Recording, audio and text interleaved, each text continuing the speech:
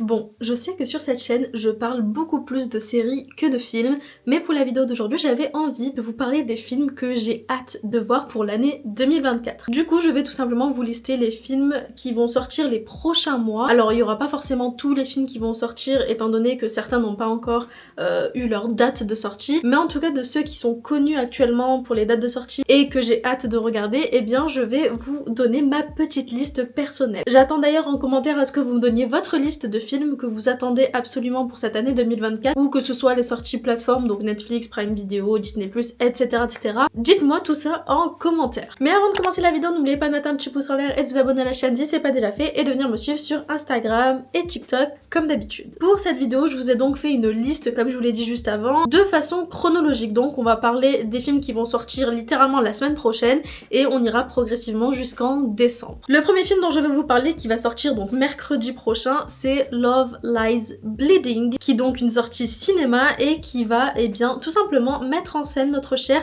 Kristen Stewart. Et vous ne le savez sûrement pas sur cette chaîne parce que j'en parle pas beaucoup, mais j'aime énormément Kristen Stewart. Oui, son talent d'actrice ne s'arrête pas uniquement à Twilight, et heureusement d'ailleurs, elle est très très bonne en tant qu'actrice, et j'ai beaucoup aimé la plupart des films qu'elle a fait, donc j'ai très très hâte de voir celui-là. Alors, de quoi parle Love Lies Bleeding? Eh bien, sans rentrer dans les détails pour éviter de vous spoiler, ça va tout simplement parler de couple lesbien, de bodybuilder, de famille criminelle, de meurtre et d'amour, bien évidemment. Alors oui, étant donné que j'ai une vingtaine de films à donner pour cette vidéo, je vais éviter de rentrer trop dans les détails à chaque fois, et surtout, je vous laisse aller voir directement la bande-annonce en entier si les films vous intéressent, parce que j'ai tout simplement pas envie de vous spoiler la moindre chose. Le deuxième film qui sort le même jour, donc le 12 juin au cinéma, c'est Les Guetteurs. Et là, pour le coup, on va quitter le côté amour et criminalité avec de l'action pour aller du côté de l'horreur. Et d'ailleurs, je trouve ça assez fou que les deux films, donc celui de Kristen Stewart et celui de Dakota Fanning, sortent le même jour. Pour ceux qui ne savent pas qui est Dakota Fanning, c'est une des actrices qui a joué dans Twilight aux côtés de Kristen Stewart. Donc, comme je vous le disais, Les Guetteurs, c'est un film d'horreur, je dirais même que c'est un thriller psychologique à mon sens, du moins après avoir vu la bande-annonce, où on va retrouver un genre de huis clos, mais pas trop, étant donné que ça se passe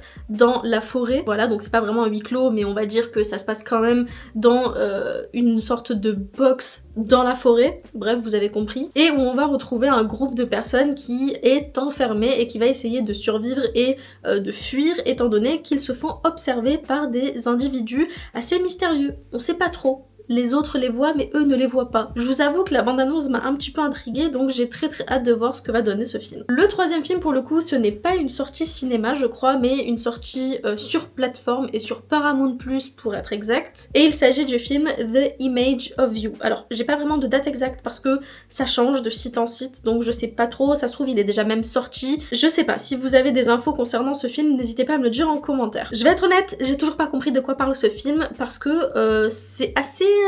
on comprend pas trop, voilà, avec la bande-annonce. On sait juste qu'on va retrouver Sasha Peters, donc celle qui a joué Alyson DeLaurentis dans Pretty Little Liars, qui va se retrouver à avoir une jumelle et donc interpréter deux rôles simultanément, où elle va tout simplement essayer de draguer le mec de sa sœur. Mais plus on avance dans l'histoire et plus on se rend compte qu'il y a une histoire un peu bizarre, une histoire de famille un peu secrète avec potentiellement un meurtre. Et c'est assez intriguant, d'ailleurs il y a une grosse ambiance Pretty Little Liars avec ce film. Et je vais être honnête avec vous, la seule raison qui me donne envie de voir ce film, c'est Sasha, étant donné que j'ai vu des edits passer sur elle vis-à-vis de ce film, et je la trouve juste incroyable, et j'ai très très hâte de voir ce que ça va donner. Le prochain film, c'est tout simplement Vice Versa 2, qui sort le 19 juin au cinéma. Alors, pour le coup, j'avais adoré Vice Versa 1, où on retrouve donc le personnage de Riley avec ses émotions de petite fille. Là, on va la retrouver au stade au-dessus, l'adolescence, l'âge ingrat, selon tous les parents de la planète en tout cas. Et donc on va faire la rencontre d'un nouveau panel d'émotions, dont nostalgie, dont dépression, dont embarras, et d'autres aussi, je ne sais plus exactement combien il y en a. On va avoir tout un nouveau panel d'émotions qui vont débarquer dans la petite tête de Riley adolescente, et ça va être n'importe quoi. Et j'ai très très hâte de voir le deuxième film, étant donné que j'avais adoré le premier. Je pense que le deuxième va être tout aussi bien, étant donné que c'est pas juste un copier-coller du premier, mais on a vraiment l'évolution avec l'âge de Riley. Ensuite, le 26 juin au cinéma, on va avoir le film Sans un bruit, jour 1, je crois qu'il s'appelle, bon en tout cas c'est Sans un bruit, le 3e film, où on va tout simplement revenir au commencement de cette pandémie qui a eu lieu dans donc Sans un bruit, et du coup on va essayer de comprendre d'où viennent ces sortes de créatures un peu aliens dans ce film là, et j'ai très hâte. Sachant qu'en plus de ça le casting est plutôt bon et que j'ai regardé Sans un bruit 1 et 2 il y a à peine un mois, donc c'est vraiment très frais encore dans ma tête, j'ai très hâte de voir la suite. Ensuite je suis tombée sur une petite bande-annonce des familles, et c'est le cas de le dire, sur donc la chaîne YouTube de Netflix pour le film Les Dessous de la famille, et j'ai trouvé la bande-annonce mais incroyablement drôle et je me dois de regarder ce film lorsqu'il sortira. Il est d'ailleurs prévu pour le 28 juin et c'est un film qui va raconter tout simplement l'histoire d'une jeune femme qui va découvrir que son patron, qui est une célébrité, eh bien se tape sa mère, si je puis dire, parce qu'ils sont pas vraiment en couple, voilà. Et du coup elle va tout faire pour essayer de les séparer et d'arrêter toute cette histoire, sauf que plus elle va essayer et plus sa mère et son patron vont se rapprocher. Et ça a l'air d'être une comédie incroyablement drôle, donc j'ai très hâte de la voir. Et en plus de ça, niveau casting, on a quand même Zac Efron, Nicole Kidman et Joey King. Comment vous dire que le mélange des trois, ça risque d'être pépite. En regardant un petit peu les films qui allaient sortir pour cette année 2024, je suis tombée sur le film To the Moon. Et clairement, la première chose qui m'a attirée vis-à-vis de ce film, c'est l'affiche, tout simplement, au vu des acteurs qui sont présents sur celle-ci. On va quand même retrouver Scarlett Johansson, Channing Tatum et Woody Harrelson dans ce film. Donc comment vous dire que le film risque d'être incroyable étant donné que ce sont 3 acteurs que j'aime énormément. Et pour vous expliquer un petit peu de quoi parle ce film, eh bien ça va tout simplement raconter l'histoire de Kelly Jones, une experte en marketing qui va se voir confier la réalisation d'un faux alunissage, donc un faux décollage, un faux atterrissage sur la lune. Et je vous en dis pas plus, je vous laisse directement aller voir le film quand il sortira, mais en tout cas la bande-annonce me fait croire que le film va être incroyable. Le 10 juillet, on va avoir droit à Moi Moche et Méchant 4 et je pense pas que j'ai besoin de vous expliquer de quoi parlent ces films étant donné qu'il y en a eu 3 avant et que c'est des films qui sont assez incontournables, mais on va tout simplement retrouver Gru qui va encore devoir sauver le monde, sauver la planète et faire régner le bien à la place du mal. Ça risque d'être tout aussi drôle que les films d'avant. En tout cas, s'ils font un 4e, c'est pas pour rien. J'ai adoré les 3 premiers, donc très hâte de voir ce dernier. Un autre film dont je m'attendais pas à avoir hâte de le voir parce qu'au début je me suis dit ouais bon ok, j'ai un petit peu suivi le fait qu'ils allaient faire un autre film mais j'étais pas trop emballée et au final j'ai vu la bande-annonce et je me suis dit pourquoi pas. Et on parle bien évidemment de Descendants, l'ascension de Red. Donc pour ceux qui ont vu les films Descendants, il y en a eu 3, ils sont incroyables. J'adore ces films, c'est des films donc Disney Channel à l'époque. Et on va avoir donc un tout nouveau film avec de nouveaux personnages, de nouvelles intrigues, de nouveaux contes de fées et ça risque d'être génial. Ce film-là va raconter tout simplement l'histoire des filles de Cendrillon et de la Reine de Cœur qui vont retourner dans le passé pour essayer de comprendre pourquoi est-ce que la Reine de Cœur est devenue méchante. Et elles vont se rendre compte de pas mal de choses quand elles vont retourner dans le passé et elles vont essayer donc de changer les choses pour éviter que le mal prenne le dessus sur le bien.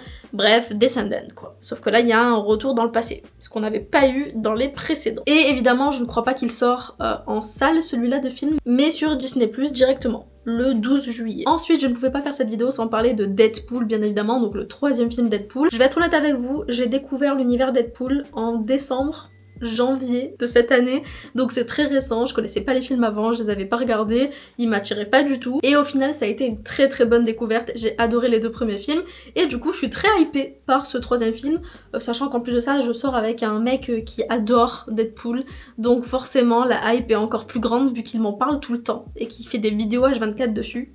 Du coup j'ai très hâte d'être au cinéma le 24 juillet pour voir ce 3e film, sachant qu'en plus de ça on a quand même Wolverine dedans, et Wolverine... voilà, on l'aime, Hugh Jackman, on l'aime, donc ça va être pépite. On avance jusqu'au 21 août cette fois-ci pour le film Jamais plus. Alors je vais être honnête avec vous, Jamais plus, je n'ai pas lu le livre parce que oui, le film est une adaptation d'un roman de Colleen Hoover, je crois qu'elle s'appelle comme ça, bref, je ne connais pas, je n'ai pas lu, mais la bande-annonce m'a laissé un petit peu dubitatif, voilà, j'étais en mode est-ce que ça va parler de ce en quoi je crois que ça va parler? Waouh, ma phrase voulait rien dire.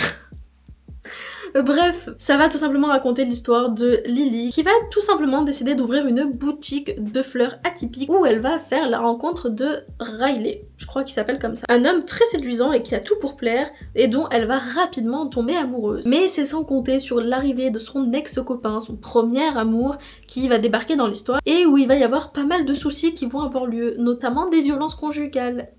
On adore. Je vais être honnête avec vous, j'ai à la fois hâte de voir le film et à la fois pas du tout hâte de le voir parce que j'ai très peur de comment est-ce que ils vont adapter ce côté violence conjugale. Est-ce qu'ils vont le faire d'une bonne manière entre guillemets ou pas du tout. Donc je sais pas. À voir. Le même jour au cinéma, donc le 21 août, la veille de mon anniversaire, on va avoir le film The Crow. The Crow, c'est un reboot du premier film qui est sorti en 1994, premier film que j'ai adoré. C'est vraiment un film que j'aime beaucoup, que j'ai regardé je ne sais même plus combien de fois pour vous dire, et ils vont tout simplement refaire un reboot, un requel, je sais pas comment on appelle ça, c'est un copier-coller du premier film, mais en version 2024. Je sais plus comment on appelle ça, mais bref, je vais être honnête avec vous, j'ai très peur pour ce film, parce que j'ai peur qu'il détruise l'image du premier film. Mais je garde bon espoir étant donné que l'acteur principal qui joue The Crow est un très bon acteur, très charismatique, donc à voir. Pourquoi? Pour ceux d'ailleurs qui ne savent pas de quoi parle The Crow, c'est tout simplement l'histoire de Eric Draven et sa fiancée qui vont se faire agresser et tuer par un gang. Eric est ressuscité par un corbeau et va tenter de se venger de ceux qui ont pris la vie de sa dulcinée. Dans la version originale, elle se fait agresser, et pas que à base de coups, mais autre chose. Bref, je vais pas rentrer dans les détails, mais si vous n'avez pas vu le premier film, d'ailleurs, n'hésitez pas à aller le voir parce qu'il est vraiment incroyable, et je vous dirai ce que je pense du nouveau film le 21 août. Ensuite, bien évidemment, on va parler du Joker 2. Alors, faut savoir que Joker, donc le premier film qui est sorti il y a quelques années, est l'un de mes films préférés. Voilà, je suis tombée amoureuse de ce film quand je suis allée le voir au cinéma, ça a été une vraie révélation pour moi, et il est bien placé dans mon cœur. Voilà. Certains ont été assez dubitatifs concernant Joker 2, le fait qu'en plus de ça il y ait des musiques à l'intérieur, le fait qu'il y ait Lady Gaga. Personnellement j'ai totalement confiance au talent d'actrice de Lady Gaga, donc ça me fait pas du tout peur. Le côté musical au vu du personnage du Joker, ça me va aussi, franchement. Donc j'ai très hâte de voir ce deuxième film avec, comme je vous le disais, l'arrivée de Harley Quinn interprétée par Lady Gaga, ça va être une dinguerie, donc j'ai trop hâte. Et logiquement ça devrait sortir début octobre, mais je crois pas qu'il y ait de date officielle, mais ça devrait être le 2 octobre normalement. Ensuite le 30 octobre, on va passer à un autre film qui pour le coup, je suis pas sûre que beaucoup l'aiment. C'est Venom 3. Tout simplement parce que les deux premiers films Venom ont eu des retours plutôt catastrophiques, disons-le. Ce que je peux comprendre étant donné que, de ce que j'ai compris, ils ont complètement défoncé le personnage de Venom vis-à-vis des comics de base. Personnellement, je n'ai jamais lu les comics, donc je ne connaissais pas le personnage de Venom avant ces films-là, et du coup ça fait que j'avais aucune attente sur ce personnage, j'avais aucun a priori, et du coup j'ai beaucoup aimé les deux premiers films, je les ai trouvés assez drôles d'ailleurs, je sais que le deuxième c'était une catastrophe pour les fans, personnellement j'ai beaucoup rigolé, bon voilà, je suis désolée par avance, mais du coup ça fait que j'ai pas trop d'attente vis-à-vis du troisième film, donc j'ai hâte de le voir. Même si je vous avoue que la bande-annonce, il y a quelques petits couacs, mais voilà quoi, ça reste Venom et je pense qu'ils l'ont déjà défoncé dans les deux premiers films, je m'attends pas à ce que d'un coup ils le défoncent plus. Ensuite on continue avec Wicked, donc Wicked c'est un film qui va raconter l'histoire de la méchante sorcière de l'Ouest. Et j'adore quand ils font ce genre de film, ils avaient fait la même chose avec le personnage de Maléfique, où on va donc reprendre des méchants, des histoires Disney, pour essayer de comprendre pourquoi elles sont devenues méchantes, tout simplement. Et du coup j'ai très hâte de voir ce film là, parce que je vous avoue de base, moi la méchante sorcière de l'Ouest c'est pas forcément un personnage que j'aime bien, je m'en fous un peu en fait très honnêtement, mais au vu de la bande-annonce j'ai très hâte de voir ce que ça va donner, et surtout de voir un petit peu ce côté on ne naît pas méchant, on ne naît pas non plus gentil, mais on le devient vis-à-vis des circonstances de la vie, de ce qui se passe dans nos vies, bref, j'ai très hâte. En plus de ça on a Ariana Grande dedans, enfin voilà quoi. Le même jour, donc le 27 novembre, on va avoir un deuxième film qui va sortir, Disney. Mais pas du côté méchant, cette fois-ci du côté des gentils, étant donné qu'on va avoir la sortie de Vaiana 2, Moana 2, je sais jamais c'est quoi le nom français. En tout cas, sachez que Moana / Vaiana, c'est l'un de mes Disney préférés, voire mon Disney préféré à l'heure actuelle en tant qu'adulte, parce que pendant très longtemps ça a été Le Roi Lion, aujourd'hui c'est Vaiana / Moana. Et du coup j'ai très hâte de voir ce qu'ils vont faire du deuxième film. J'ai pas forcément d'attente, voilà, clairement. Je pense que je vais quand même passer un très bon moment, quelle que soit l'intrigue de ce film-là, tout simplement parce que j'aime beaucoup les personnages et que je sais que ça va être génial et tout aussi drôle et incroyable que le premier film, donc j'ai très hâte. Et le dernier film qui ne sort pas au cinéma cette fois-ci, mais sur Prime Video, il s'agit de Culpa Tuya, donc la suite de Culpa Mia qui est sortie l'année dernière et qui pour le coup est prévu pour décembre 2024, mais je ne crois pas qu'il y ait de date encore officielle. Culpa Tuya, donc comme je vous le disais, c'est la suite de Culpa Mia. C'est donc une histoire d'amour qui a commencé à la base en tant que Enemies to Lovers. D'ailleurs si vous n'avez pas vu, n'hésitez pas à aller le voir parce qu'il est vraiment très sympa. C'est un film espagnol évidemment, Culpa Mia en même temps c'est pas suédois quoi.